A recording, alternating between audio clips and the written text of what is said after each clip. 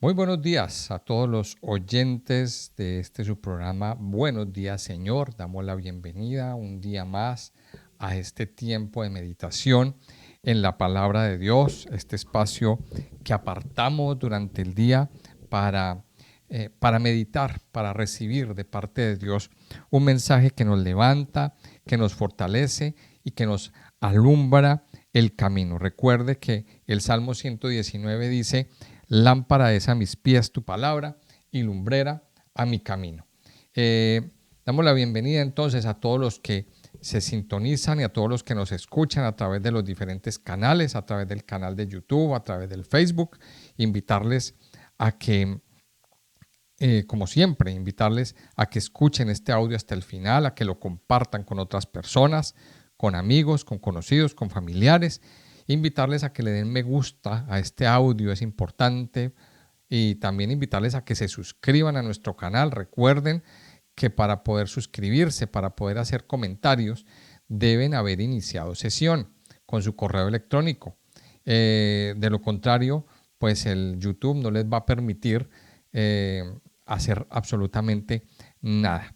Entonces, bueno, invitarles a que hagamos todo esto. Mi nombre es Carlos Muñoz y desde aquí, desde Torremolinos, pues tengo este hermoso privilegio de poder compartir con ustedes esta palabra. Vamos al capítulo 4 del libro de Amós, donde continúa pues el Señor a través del profeta emitiendo juicios contra, contra este pueblo de Israel que estaba pues muy acomodado en medio de su riqueza. Recordemos que eh, les había ido muy bien, la cosa había empezado a prosperar mucho, había un nivel adquisitivo bastante alto, los comercios prosperaban, casas nuevas eran adquiridas, los negocios iban, como dice el dicho, palo arriba, iba todo muy bien, pero en medio de esa comodidad, pues se olvidaron de Dios, prefirieron servir o tomaron como Dios más bien el materialismo, el dinero, y se olvidaron del Dios que da las bendiciones. Y de hecho, pues se olvidaron de Dios y eso los llevó a cometer injusticias con las personas pobres, con las personas necesitadas. Y eso es lo que está denunciando el profeta Amós. Bueno, Dios a través del profeta Amós está denunciando esas injusticias. Amós, desde su punto de vista de ser un campesino humilde, de ser un campesino que estaba pues alejado de los lujos y alejado de este tipo de vida, él veía todas las injusticias que se cometían y veían cómo humillaban al pobre, como dice este capítulo, el capítulo 2, que vendían, eh, que vendían al pobre por un par de zapatos, vendieron por dinero al justo, o sea, se cometía una cantidad de injusticias y nadie parecía hacer nada. Nadie parecía como reaccionar ante esta cantidad de situaciones. Pero estas injusticias no quedan ocultas para los ojos de Dios. Y veíamos en nuestros capítulos anteriores, pues cómo Dios es un Dios que conoce y que ve las injusticias que se han cometido con nosotros y pone cada cosa en su lugar. Por eso aquí continúa entonces en este capítulo 4 de Amós, corrigiendo eso y emitiendo un juicio contra aquellas personas que están en autoridad o que tienen un nivel más alto en la clase social, que cometen injusticias contra los pobres. Dice aquí el versículo 4, el capítulo 4, perdón: oíd esta palabra, vacas de Basán, que estáis en el monte de Samaria, que oprimís a los pobres y quebrantáis a los menesterosos, que decís a vuestros señores: traed y beberemos. Jehová el Señor juró por su santidad: he aquí vienen sobre vosotras días en que os llevarán con ganchos y a vuestros descendientes con anzuelos de pescador. Y saldréis por las brechas una tras otra y seréis echadas del palacio, dice Jehová. Y en esta primera parte, pues, una vez más aparece la palabra: oíd esta palabra. Oíd esta palabra, o sea, escuchen la palabra que viene de parte de Dios. O sea, Amós, un simple campesino, yo me lo imagino parado en medio de una plaza, al frente de uno de los palacios de gobierno majestuosos en Israel, o al frente de un lugar muy concurrido donde iban pues las personas de mucho dinero a, a vivir, a hacer sus paseos, a moverse diariamente. Pues yo me imagino que este hombre en su humildad estaba diciendo esto y dice, oigan esta palabra. Y entonces aquí aparece un dicho, vacas de Basán. ¿A quién se está refiriendo con este término de vacas de Basán? Que estáis en el monte de Samaria. Se está refiriendo a las mujeres. Se está refiriendo a las mujeres, esto es un mensaje para las mujeres, que se creían mucha cosa porque tenían una condición social un poquito alta, porque estaban en medio de lujos, porque estaban disfrutando de una cantidad de riquezas, tal vez abusando de sus maridos. O sea, se refería en general a estas mujeres que no respetaban quizá a sus maridos y que estaban pues en medio de sus lujos, en medio de su vanidad, en medio de sus conductas inapropiadas. Y él se refiere a ellas como vacas de Basán. ¿Por qué el término vacas? Porque está haciendo referencia o está comparando a esas mujeres que estaban allá, que eran como las damas de la alta sociedad, como vacas engordadas, o como decimos en una terminología más latinoamericana, las vacas sagradas. O sea, las mujeres que estaban al lado de la corte, las mujeres que estaban allá en esos lugares, que eran las que mandaban, las que decían qué hacer. Y de hecho aquí lo dice, que oprimís a los pobres y quebrantáis a los menesterosos. O sea, una vez más, aquí está haciendo mención ¿de qué? De la injusticia contra las clases sociales. Y aquí lo dice, que estas mujeres que están ahí arriba, que oprimen a los pobres y quebrantan a los menesterosos. O sea, en otras palabras, humillan a los menos favorecidos. Ah, mire esto, qué interesante. Hay personas que desafortunadamente se han tenido que quedar en la calle, hay personas que se han tenido que quedar en una situación de pobreza, en una situación de desamparo.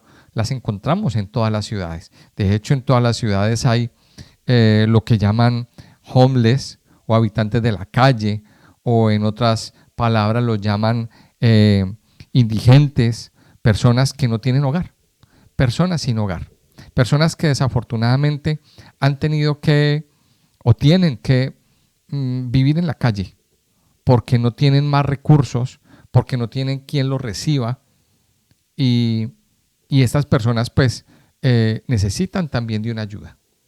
Pero aquí encontramos que hay unas mujeres que abusaban, que los humillaban, que oprimían al pobre y quebrantaban al menesteroso. Y dice después, que decís a vuestros señores, traed y beberemos. Cuando habla de vuestros señores, habla de los maridos. Habla de los maridos, o sea, mujeres que se habían llenado de orgullo, mujeres que se habían inflado en su ego por todo lo que tenían, porque tenían unas casas muy bonitas, porque vivían en mansiones, porque quizá se vestían de ropa de marca, porque se ponían las mejores joyas, porque tenían al servicio de ellas empleados que hacían lo que ellas querían, y porque, se movían en las esferas de la alta sociedad. Esas mujeres que eran como intocables. Y ese tipo de mujeres, pues las hemos conocido a lo largo de la historia y las conocemos aún hoy en día. Mujeres que en algunos ámbitos son anónimas, pero existen. Anónimas para ciertos círculos,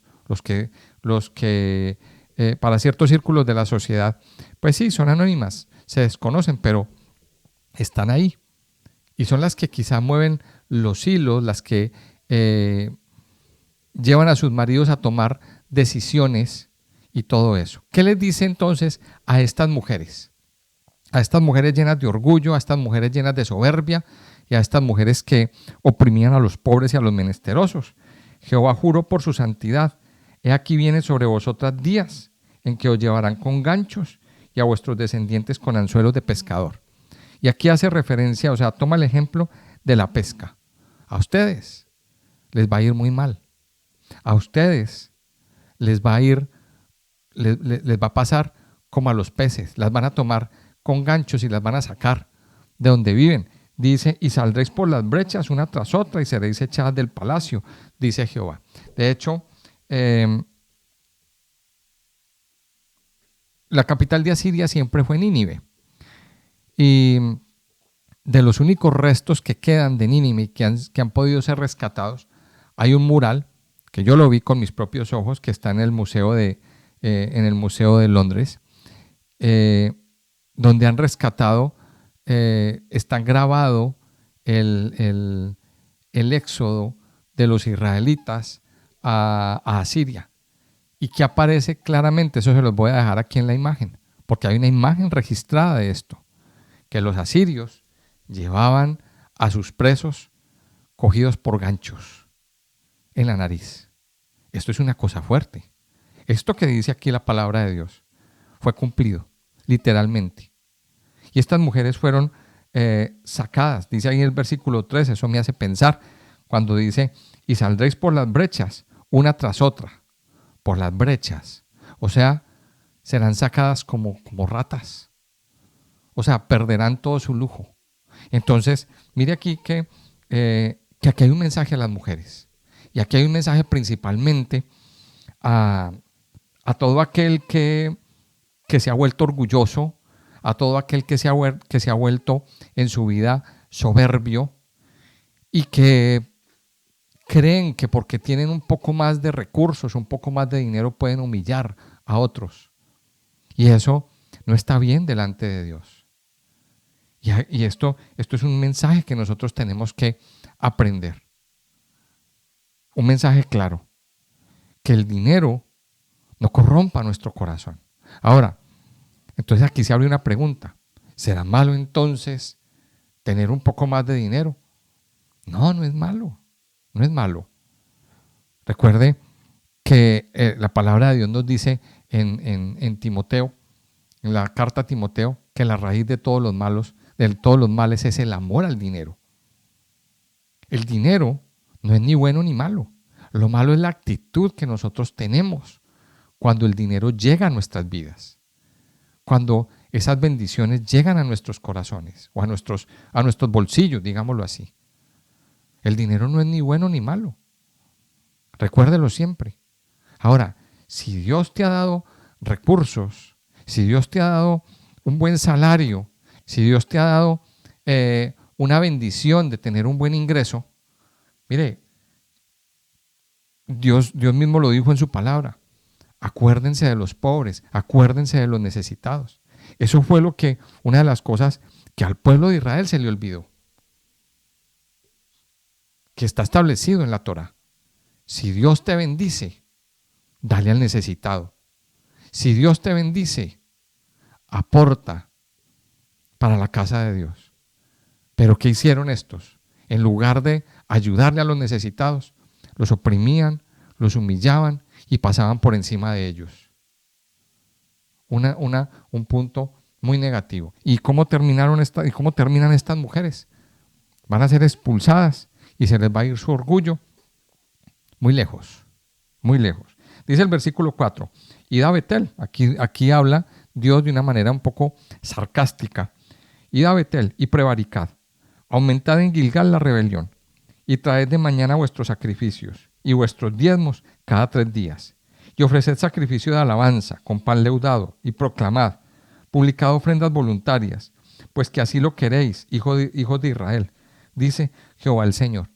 Mire, estos 2 versículos suenan como un poquito como raros que Dios esté dando este mensaje, pero les voy a explicar qué es lo que significa. Dios les está diciendo, miren, Es como una forma sarcástica de decir, hagan lo que les dé la gana. O sea, la parte religiosa que ellos tenían estaba totalmente alterada. Y entonces dicen, id a Betel y prevaricad. Entonces, en otras palabras, ¿qué les está diciendo Dios? Sigan pecando. ¿Ustedes quieren pecar? Pues entonces sigan pecando. ¿Qué más va a decir el Señor?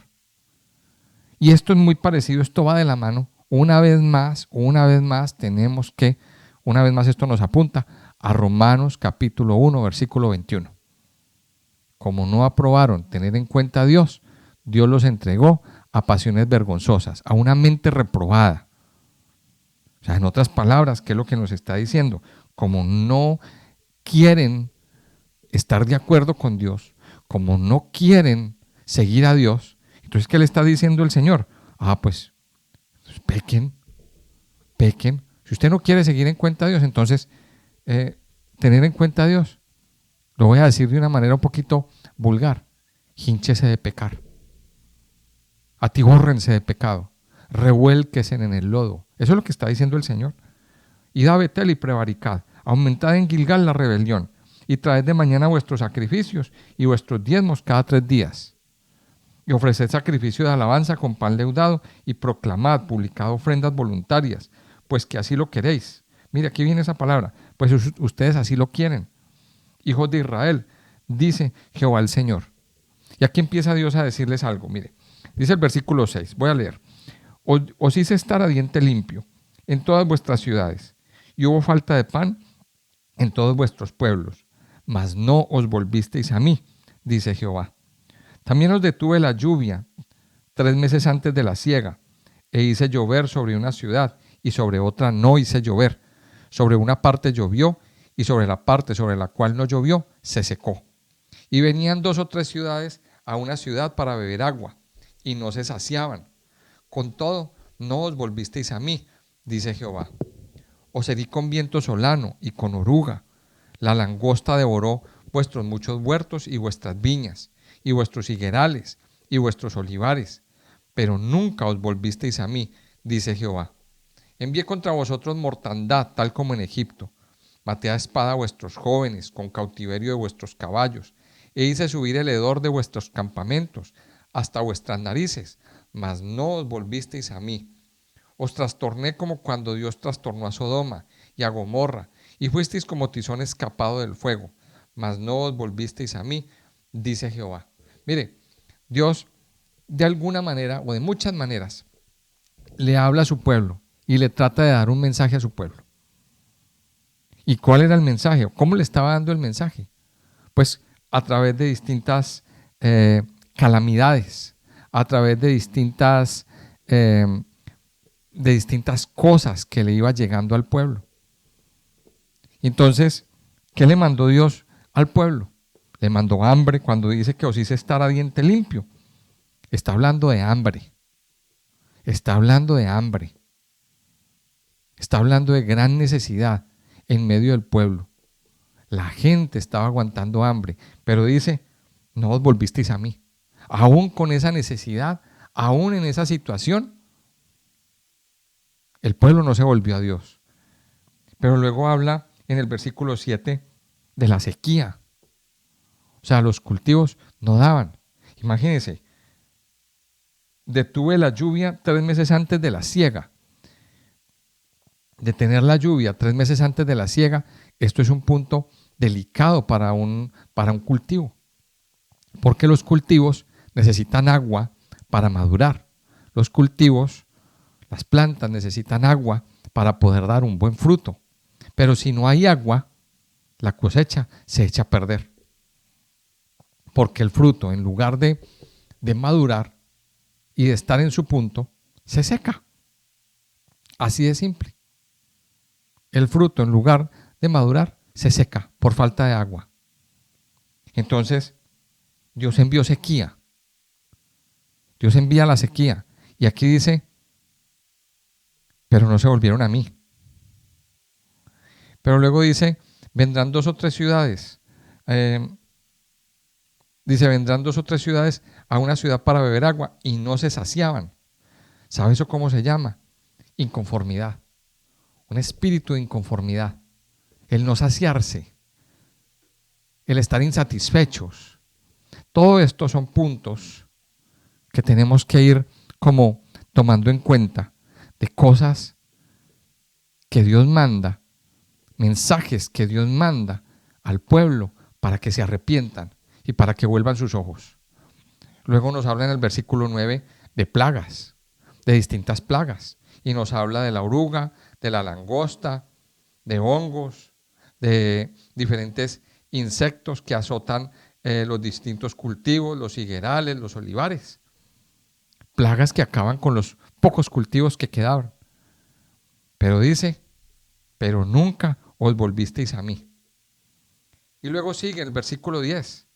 Envié contra vosotros mortandad, muerte, muerte, muerte de vuestros hijos, muerte de las personas. Y aún así, no se volvieron. Luego dice el versículo 8, os trastorné como cuando Dios trastornó a Sodoma y a Gomorra, y fuisteis como tizón escapado del fuego. Ahí está hablando de desastres naturales. Está hablando de desastres naturales, de calamidades de la naturaleza. Está hablando de terremotos, está hablando de inundaciones, está hablando de maremotos, de tsunamis. Y en general, todo esto que nos dice del versículo 6 al versículo 11, mire, es aprender a entender los mensajes de Dios. Dios permite esas cosas para dar un mensaje, para que un pueblo se arrepienta. Pero ¿sabe qué es lo que pasa? Que las personas a veces son tan duras de corazón, tan duras en su corazón y en su vida, que ni aún con estas cosas, que ni aún llegándoles este tipo de calamidades, se arrepienten. Entonces aquí viene mi pregunta otra vez. ¿Qué tiene que pasarle a una persona para que en su corazón llegue a un arrepentimiento verdadero? Y entonces vamos a ir aplicando esto al corazón del hombre. Hay personas que les pasa que atraviesan por enfermedades, por quiebras financieras, por matrimonios arruinados, por ruina en su vida, por una cantidad de calamidades, de devastaciones, incluso muerte en su propia familia, muerte de propios familiares, de sus propios hijos. Y sabemos que esto ocasiona un dolor grande. Eso es un dolor fuerte. El enfrentarse a un fracaso financiero, a una quiebra, a un embargo, a perder empresas o a la ruina de un matrimonio, a un divorcio. Mire, todos estos son mensajes que Dios da para que el hombre vuelva su corazón al Señor. Para que el hombre se arrepienta, reconozca que todo esto es fruto del pecado, que el hombre necesita de Dios. Entonces, aquí viene el mensaje, uno de los mensajes de este texto que estamos leyendo hoy. ¿Acaso a lo mejor usted es una de esas personas que está atravesando por este tipo de calamidades? Dios está llamando a que levante sus ojos al Señor. Dios te está llamando a ti. Si estás atravesando por este tipo de cosas, a que levantes tus ojos a Dios y le digas, Señor, te necesito. ¿Qué está esperando? ¿Qué está esperando? ¿Que le llegue la muerte de un familiar? ¿Que le llegue la muerte de un hijo? ¿Vas a esperar a que te den un diagnóstico de que te quedan 3 meses de vida? Es tiempo de reaccionar. Es tiempo de abrir los ojos. Es tiempo de decir, Señor, me estás mandando un mensaje. Dios está mandando un mensaje a usted, querido hijo de Dios, para que abra sus ojos y se arrepienta y camine con el Señor. Esa es la palabra y ese es el mensaje. Dice el versículo 12 y el versículo 13. Por tanto, de esta manera te haré a ti, oh Israel. ¿Y por qué te he de hacer esto? Prepárate para venir al encuentro de tu Dios, oh Israel. Porque he aquí, el que forma los montes y crea el viento y anuncia al hombre su pensamiento, y el que hace de las tinieblas mañana y pasa sobre las alturas de la tierra, Jehová Dios de los ejércitos es su nombre. Mire, estos dos versículos son espectaculares. Y aquí nos está diciendo, por tanto, de esta manera te haré a ti, oh Israel. Y dice una palabra que yo le invito a que la subraye en su Biblia si está estudiando, o que la escriba en su cuaderno. Prepárate para venir al encuentro de tu Dios, oh Israel. Bueno, Dios está diciendo, prepárate para venir al encuentro. Mire, aquí el que está siguiendo la lectura del Antiguo Testamento, digamos que usted empezó a leer este libro, es primera vez que lo lee y está estudiando el Antiguo Testamento y nos encontramos a esta lectura. Prepárate para venir al encuentro. En el Nuevo Testamento, cuando llegamos al Nuevo Testamento, vamos a entender esto. ¿Por qué? Porque Dios compara al pueblo de Israel y a la iglesia con una novia. Una novia que se va a casar, que va a llegar a unas bodas y no puede ir de cualquier manera. Tiene que estar preparada, tiene que estar limpia. Recuerda el ritual que hacen las novias antes del matrimonio. La novia no va de cualquier manera, no se presenta de cualquier manera. Igual el novio, pero hablemos de la novia, que es lo que de pronto más nos interesa. La novia se prepara. Entonces ahí es donde nos dice en el libro de Efesios, la carta a los Efesios, en el capítulo 5, versículo 25, dice: maridos, amad a vuestras mujeres, así como Cristo amó a la iglesia y se entregó a sí mismo por ella, para santificarla, habiéndola purificado en el lavamiento del agua por la palabra, a fin de presentársela a sí mismo, una iglesia gloriosa que no tuviese mancha ni arruga ni cosa semejante, sino que fuese santa y sin mancha. Y aquí está hablando de esa unión de Cristo con la iglesia, está hablando de esa restauración también de Dios con su pueblo. Y Dios nos compara con una novia y dice: prepárate, prepárate. ¿Y cómo es la preparación? Con un arrepentimiento verdadero, con una santificación, con una limpieza, con una purificación, tanto interna como externa. Dios nos está diciendo: prepárate para venir al encuentro de tu Dios. Recuerde que hay una de las cosas que hacen, de las barreras que hacen que Dios no se pueda estar de acuerdo con su pueblo, es el pecado, es la contaminación del pecado, porque Dios es santo, Dios es santo. Y entonces, como Dios es santo y nosotros estamos contaminados, no podemos estar en contacto. Por lo tanto, Dios nos pide que nos preparemos, que nos arrepintamos, que nos limpiemos. Prepare su corazón para venir al encuentro con Dios, para venir al encuentro. ¿Qué tenemos que hacer nosotros? Arrepentirnos, volver a Dios. Ahora, el proceso de santificación, el proceso de limpieza de nuestras vidas, el proceso de quitar esa mancha de pecado, la hace el Señor. Cuando usted se arrepiente y reconoce que Cristo murió por sus pecados, entonces ahí es donde viene y el Señor hace ese proceso de purificación de su vida. Y usted y yo cambiamos de estado, de hombre de pecado a hombre nuevo, a hombre que tiene una vida nueva en Cristo Jesús. Termina el capítulo diciendo: porque he aquí el que forma los montes y crea el viento y anuncia al hombre su pensamiento, el que hace de las tinieblas mañana y pasa sobre las alturas de la tierra. Jehová de los ejércitos, Jehová Dios de los ejércitos, es su nombre. Y aquí en el versículo 13 hace mención de los atributos de Dios. Dios es omnisciente, Dios es omnipresente, Dios es omnipotente. Dios tiene control sobre la mañana, Dios tiene control sobre todo.